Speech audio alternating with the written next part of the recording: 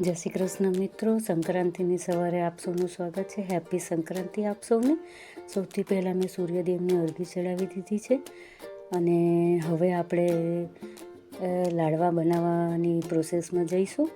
મારા સાસુજી કહેતા કે સંક્રાંતિને દિવસે તલ તો ફૂટવા જ જોઈએ, એટલે હું સંક્રાંતિને દિવસે લાડવાને બનાવું છું. આ તલને સરસ શેકી લેવાના ધીમા તાપે અને એને હવે ઠંડા કરવા મૂકીશું. સાથે બીજી બાજુ મેં મમરાને પણ ધીમા તાપે શેકી લીધા છે અને મમરા પણ લઈ લીધા છે. આજે આપણે તલ અને મમરા બંનેના લાડવા બનાવીશું. 1 ચમચી ઘી લીધું છે અને ગોળનો પાયો કરવા માટે ગોળ લઈ લીધો છે. એક ઉભરો આવે એટલો જ આપણે પાયો કરવાનો છે અને તલને આ રીતે મિક્સ કરી દેવાના છે. હું જે રીતે દર વર્ષે બનાવું છું તે જ પ્રોસેસ તમને બતાવું છું. આ રીતે તલ બરાબર ગોળમાં ભેળવીને પછી પાણીવાળો હાથ કરીને આ રીતે ગરમ ગરમમાં જ આપણે લાડવા વાળી લેવાના. ગોળ ઠરે જાય તે પહેલાં આપણે બધા લાડવા વાળી દઈશું. તો આ જુઓ, સરસ તલના લાડવા બની ગયા છે.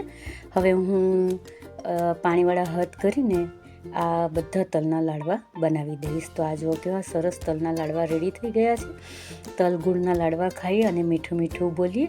હવે એ જ કઢાઈમાં મેં 1 ચમચી ઘી બીજું નાખીને ગોળનો પાયો કરી દીધો છે. એક ઉભરો આવે એટલો પાયો કરીને મમરામાં પણ આ જ રીતે આપણે અંદર ગોળ મિક્સ કરી દઈશું. બરાબર એને મિક્સ કર્યા પછી એ ગરમ હશે ને પણ પાણીવાળો હાથ કરીને આ રીતે આપણે ગોળ ગોળ દબાવતા લાડવા કરી નાખીશું. તો તલ અને મમરા બંનેના લાડવા રેડી થઈ ગયા છે.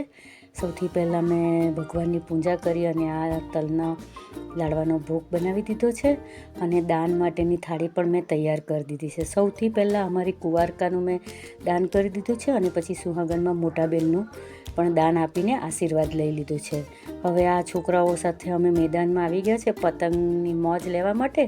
આજનું તમને મને લાડવાની રેસીપી અને વિડીયો ગમ્યો હોય તો લાઈક, શેર અને કમેન્ટ જરૂરથી કરજો. સબસ્ક્રાઈબ કરવાનું ભૂલશો નહીં. જય શ્રી કૃષ્ણ. હેપી